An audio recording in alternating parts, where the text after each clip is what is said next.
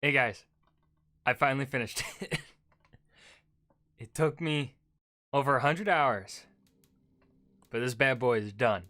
And let me tell you, I have a lot to say.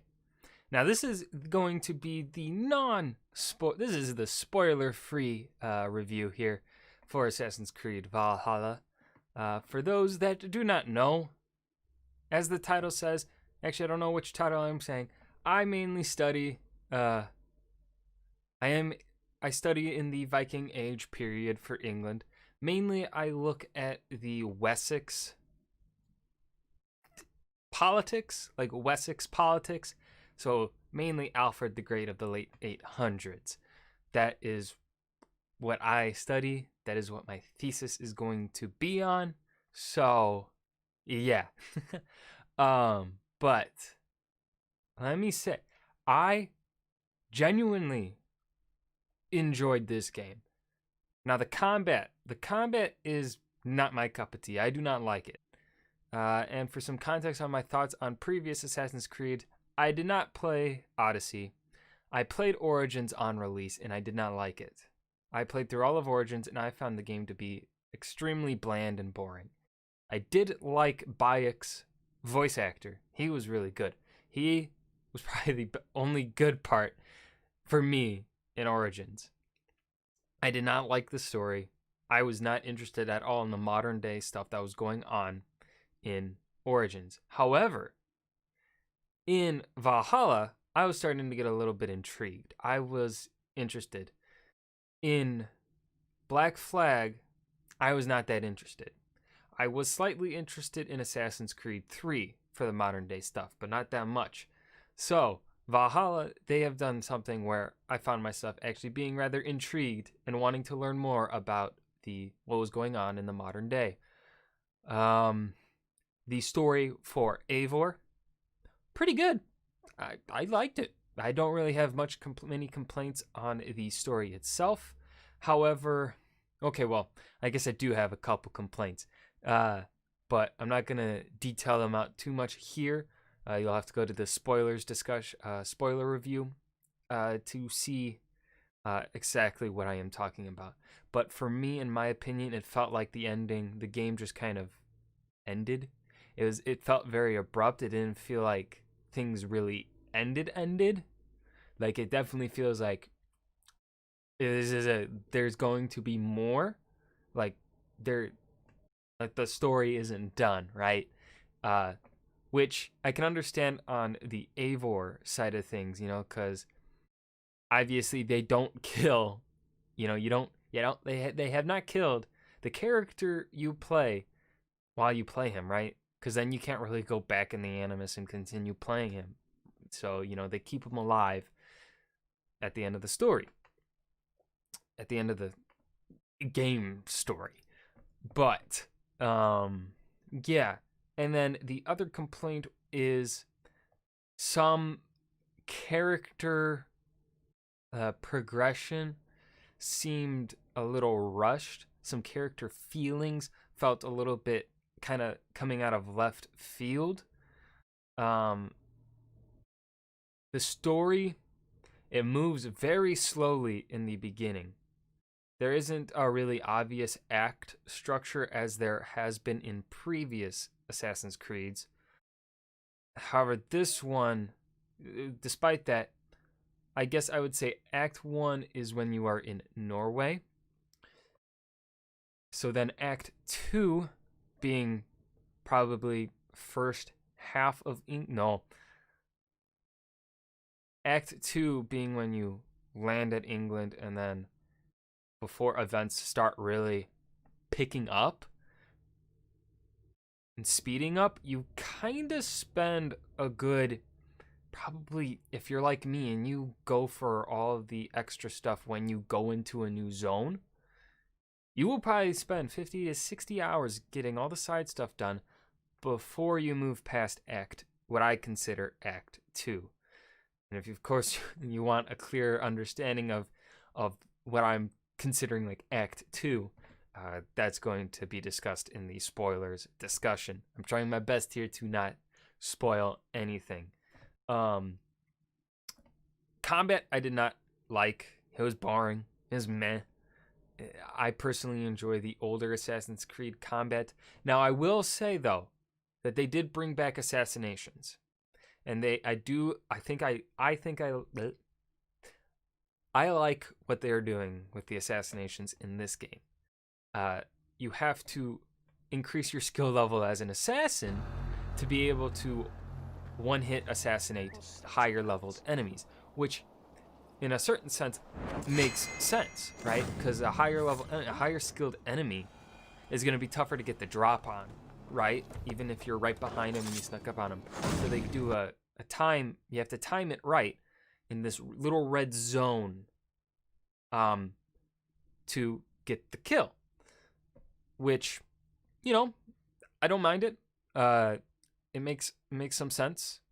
It's not the worst thing. And as you get higher level, pretty much everyone is there. I don't think I found a guy once you reach a certain level where you could not one-hit assassinate them. Another thing I did not enjoy with the combat is they would have certain, I guess, side boss fights in the world that you explore, in the region you're exploring, that are exceptionally higher level than what the recommended level is for that zone. I personally do not like that. When I am exploring a region in an open world game, if I am told that this region is a certain recommended level, I expect every single fight and side quest in that area to be at that recommended level. And then, of course, if I go back for maybe main story, maybe things get leveled up, right? If I have to go back to a zone. So for me, I do not enjoy coming across an enemy that is like 200 levels or something, right? Exaggerating a little bit. 200 levels or whatever higher than me, where it's nearly impossible for someone, because I'm not good at this kind of combat, where it's pretty much impossible for someone with my skill level at these kinds of combat system games to succeed at the recommended level when you go into the zone. So for me, that's annoying, and it really frustrated me, and also added some time to my total game time, because I'm also stubborn, and I would keep trying and trying, knowing that I'm not going to get it, eventually giving up, and then coming back when I'm an extremely higher level, and then just kicking their ass. But aside from that, the exploration in this game is phenomenal. I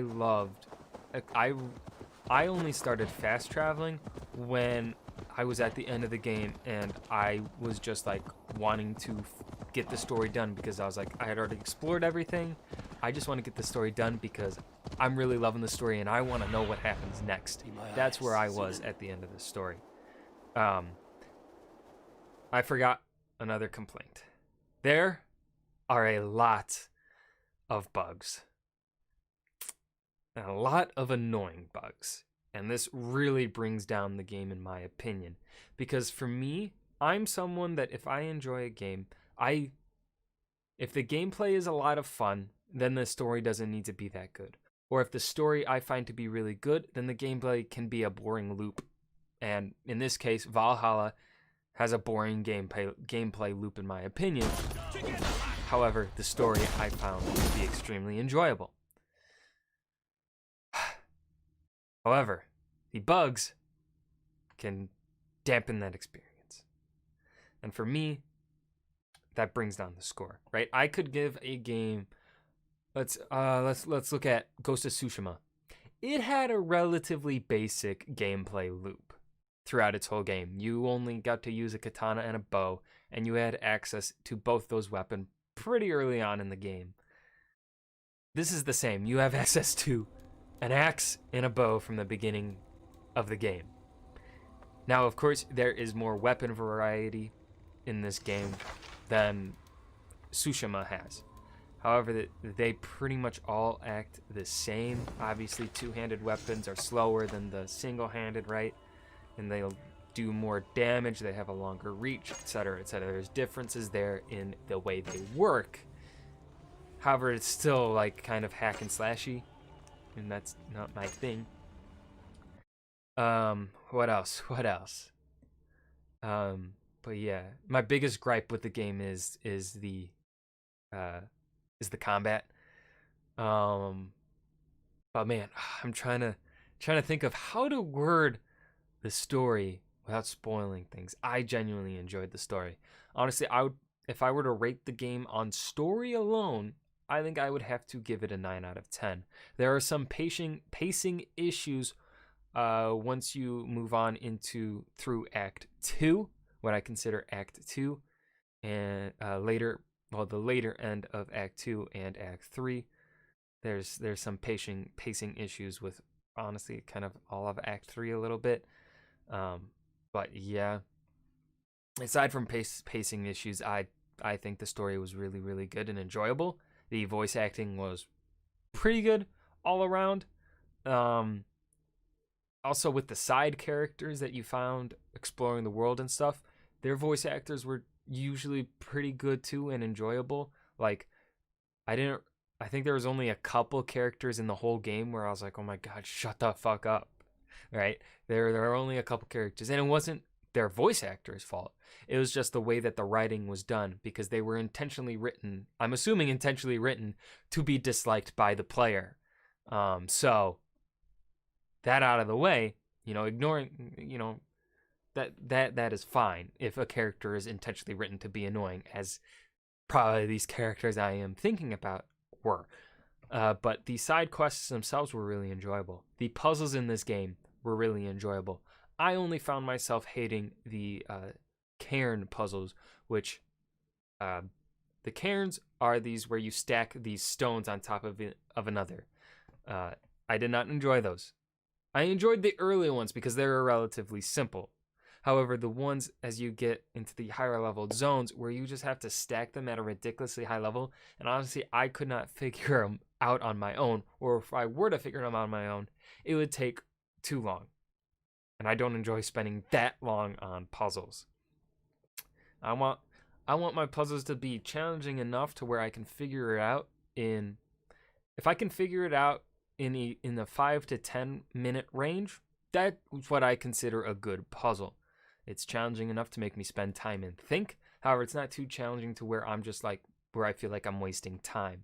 And that's where I felt most of the a good amount of the puzzles here landed. Now, of course, a lot of the puzzles are pretty simple, and you'll spend maybe less than 2 minutes on them, but they're still enjoyable in my opinion. I feel like I'm really scattered brained throughout this review. But what else? What else do I want to comment on? I mean, the exploration is just so much fun. Running around, like riding your horse throughout the world. It's a beautiful game, and I was playing it on the PS4 Pro. So if you play this on PC and you're able to get 60 frames per second and max setting graphics on your rig, I'm sure this game looks great. The only thing is stiff animations. But pre-rendered cutscenes, however, look beautiful with the animations. It's just that the static, typical Ubisoft RPG open world game animations, are a little bit they're showing their age, and that Ubisoft does need to update these for the next open world game that they make on the level of Valhalla. Huh. What else to comment on? There is a lot of gear and customization. I good. Plenty of gear customization. However, I found myself kind of using like the same. I really only used one gear set because that was the one I had fully upgraded. So that's what I used. What else? How one thing I do also have to say, there's plenty of customization for your character. However, there is not much customization for your Viking ship, for your boat. And that is a bit of a meh for me, because there was a decent amount of customization for Black Flag, and that game's old now, what, 7 years old? Or something like that? And I felt that game had more customization for the ship, if I'm remembering right, than Valhalla has for your long ship, which kind of is a bit meh, as I said. Um, your settlement has returned in this game. It was absent in Assassin's Creed Odyssey, I believe, and it was not there in Origins. And when I found out it was not there in Origins, that's when the game completely lost interest in me, because I love upgrading my settlements. I love doing that stuff and interacting with the people inside my settlement. It adds character to the Assassin's Creed games, in my opinion, and also adds more depth to the world. So those being absent in Origins really upset me, and I just made the game more boring, in my opinion. But this game is definitely, in my opinion, worth the cost, because if you play like me and you explore everything, you will get over 100 hours of gameplay. You will easily get over 80 hours of gameplay. So let's go into ratings now, I guess, and then that'll be the video. My rating for the combat is it's not bad, but it's not unique. It's gonna sit at an average rating at 5 out of 10. Story, as I said before, rating purely on the story, I'm gonna give it a 9 out of 10. My only gripes with it being some pacing issues, and my disagreements on how quickly certain character progressions went. And then let's see, we did combat and we did story. Next, exploration. Exploration, I'm gonna be honest, I think I'm gonna have to give it a 9 out of 10. I also have my gripes with the exploration in terms of just how the game was buggy, so that did lower my enjoyment out of exploring the world a little bit. What else is there to talk about? Characters, I'm going to give a 7 out of 10. Above average, but not like I'm not. I'll probably remember the two main characters of this game. I'm going to obviously remember Eivor, and I'm going to remember Sigurd, Eivor's blood brother, or brother, adopted. Eivor's a story plot. Eivor's brother Sigurd. Those two are probably the most memorable characters in the game, in my opinion, as they are the two frontrunners. Alfred was portrayed. Oh, did I not mention this yet? Alfred was portrayed wonderfully.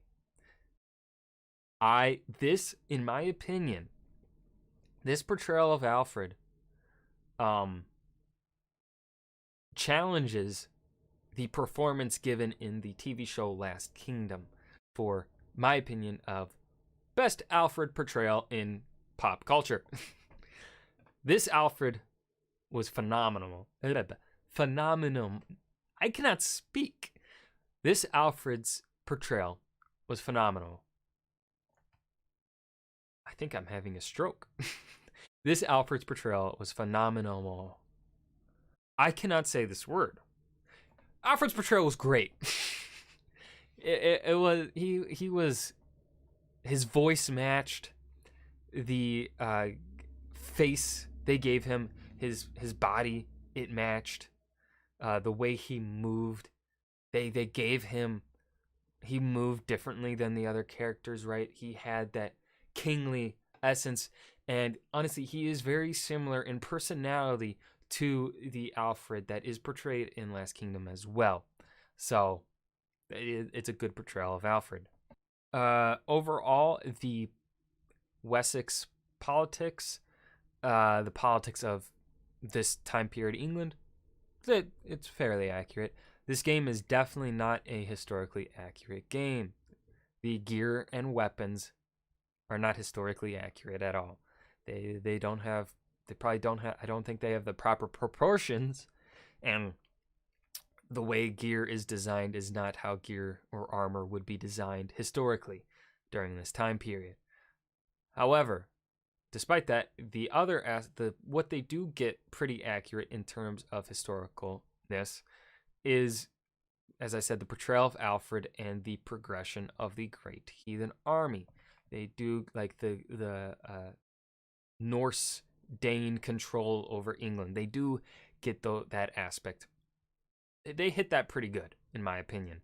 It's obviously not perfect, but it's a good representation in my opinion. It's a good time and enjoyable as a historian, and as someone, obviously, this time period being what I study.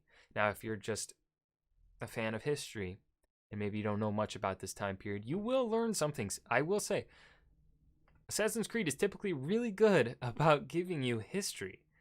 Um, so yeah, certain historical things, of course, they're pretty good about like buildings, and with certain characters, they are also really good about portraying as well their historical accuracy.